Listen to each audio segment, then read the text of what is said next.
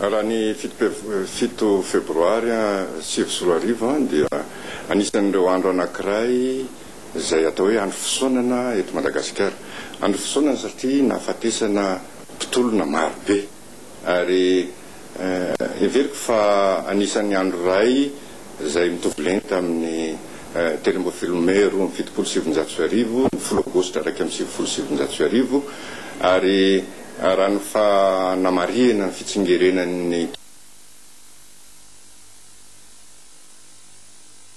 fa mbola tsy afa-tsony isika satria mbola maro re mbola mitondra takaitra, mbola tsy voatsabo, mbola maro ny araka filaza azy moa hoe tsy mbola hita faty hatramin'izao. Ny zavatra tena tokony marihana amin'iny dia heverina fa nanaitra ny atofanahany malagasy maro iny toetra raha iny. Voalohany aloha raha teo amin'ny tantarany hoe andro fisaonana ohatran'ireny na teo amin'ny tolona nataony malagasy rehefa nitonga ny fahaleovantena tamin'ny taona 700 nisy anankitelo izy dia ny fahavotana teo ny hoe ny 13 May, ny 10 Aogositra ary iny 7 Febroary iny.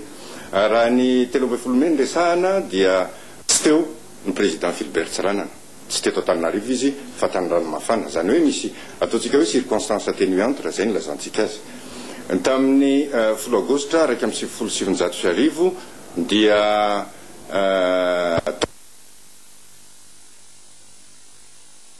ny président amiral Didier Ratsiraka tamin'izany fotoana zany ary nisy oronam-peo izay nalaza be nilaza fa hoe ny tongony tifirina, zany hoe nisy finiavana zany ametraka fomba atao hoe fanaovana an'ilay répression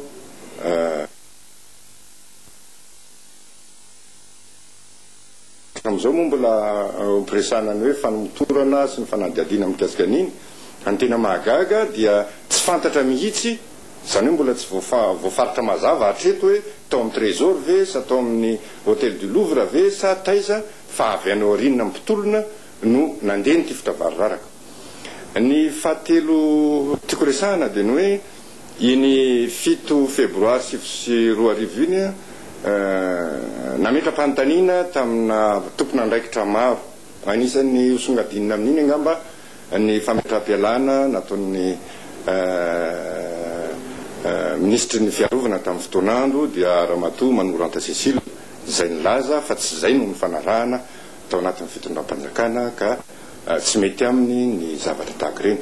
Everiko fa ny fandraisana andraikitra samihafa izay nanohy an'iny 7 Febroary 2020 iny dia mametraka mazava ny toeran'ny Madagasikara eo amin'ny lafiny politika eto an-toerana sy ny toeran'ny Madagasikara eo amin'ny sehatra iraisam-pirenena. Ny eto an-toerana aloha dia iny 7 Febroary iny no atao hoe nanameloko tanteraka ny fitondrany nga Marc Ravalomanana. Nanameloko azy satria raha eo amin'ny tantaran'ny tolona nataon'ny malagasy araka ny voalaza teo dia anisany atao hoe nanana andraikitra lehibe tsy azo kosehana amin'ny tantaram-pirenena iny 7 Febroary 2020 iny.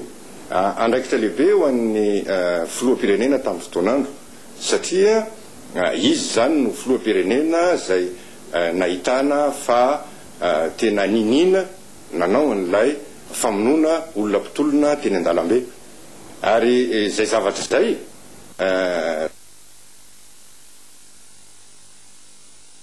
fa diso izy tamin'iny raha iny amin'ny lafiny politika zany dia iny ny tena nanameloka tanteraka anga Marc Ravalomanana. Teo ihany ny 20 Janoary teo ny fotoana maro fa iny 7 Febroary iny ny tena nanameloka politika anga Marc Ravalomanana. Eo amin'ny sehatra iraisam-pirenena indray dia eo amin'ny lafiny gazety moa lanto malalaka satany tena sehatra iasantsika iny no nahitana hoe mbola lavitra ny centre d'information, centre mondial d'information i Madagasikara. Mbola lavitra satria ohatran'ny somary marginalisé na hoe ohatran'ny nakelikelezina teo amin'ny sehatra iraisam-pirenena iny 7 Febroary iny. Nisy any ireo televisiona vitsivitsy tany ampitan-dranomasina tany no nitantaran'izy iny fa efa ora marobe tateo aoriana raha tsy andro marobe tateo aoriana akory azy, zany hoe ohatran'ny niafina tamin'izao tontolo izao iny.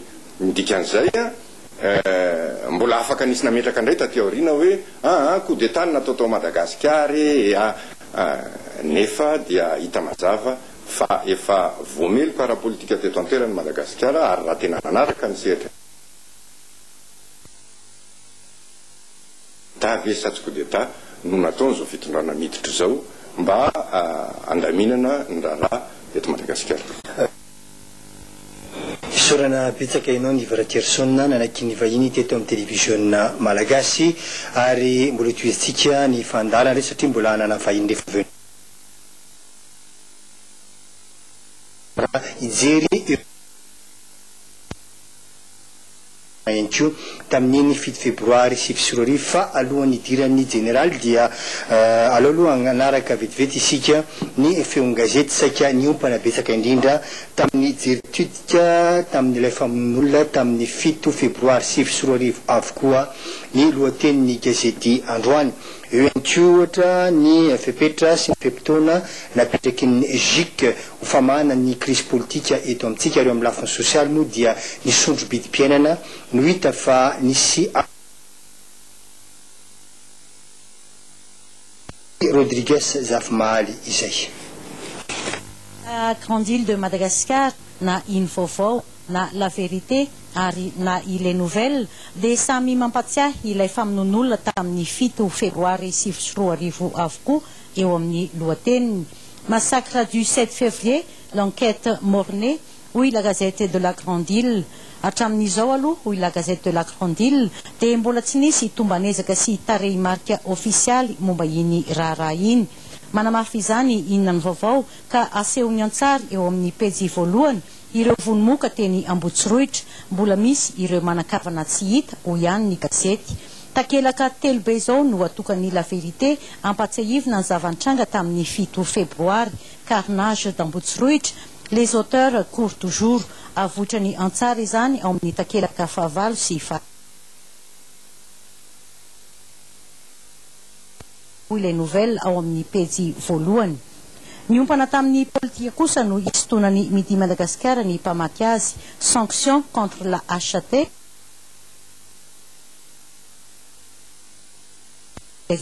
raha miresaka ny fepetra napetraky ny GIC i Midi Madagascar. Fa ankoatr'izay dia abaribary ny Midi Madagascar eo amin'ny lohateniny koa ny mikasika ilay fandrobana 700 tapitrisa tao amin'ny hôtel Colbert fisy nosamborin'ny mpiampina an'Andriamatoa Alain Ramarson. Fa ankoatr'izay ny fahalasana fondro mavesatra nanomboka omaly miandro ny tafiky ny SADC hoy malaza Madagasikara. Niova endrika kosa ny hetsiky ny ankolafy Madagasikara omaly tetsy Antsahamanitra satria dia famarotana vary 50 ariary ny kapoaka no nataon'izy ireo ary dia tsy nisalasala ny olona ny vidy ity vary to mana avy any an-danitra ity hoy malaza Madagasikara. Manay kosa i Basivava amin'ny sasiny apetraky ny SADC tsy misy maniry loza hoy izy satria zava-doza no mety ho fentraikany raha sanatria ka raha izany no tanteraka. Fa nisy tonany Basivava ny mpamaky azy koa androany ilay zazakely voateraka tsy nisy maso tany Florida no nitrangany izany trangan-javatra izany 5 volana lasa izay.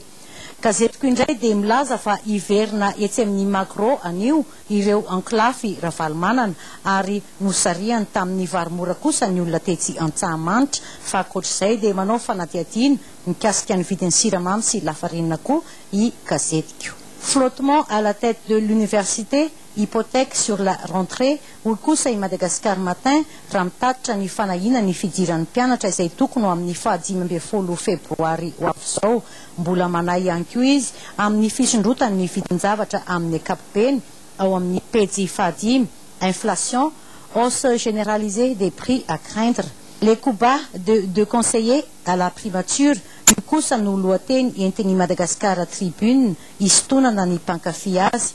Ankoatr'izay dia ambaran'ity gazety ihany koa fa mikarataka mafy Andro Rajoelina ampamaritoerana ny fahefana avon'ny tetezamita nanokana ny takelaka kosa ny fahalasana Monseigneur José Finias Randrenasolo. Iny vaovao avy any Tomasina kosa dia mampibaribary ny sarin'Andriamatoa Fetson Andrendrina eo amin'ny pejy voalohany izay ny fampitadiavan'ny fisy tao amin'ny Carleton ny koropaka ireo mpandray anjara tamin'ny Lobaredasy. iny vaovao afahany Mahajanga kosa dia nikasika ny asa vaventy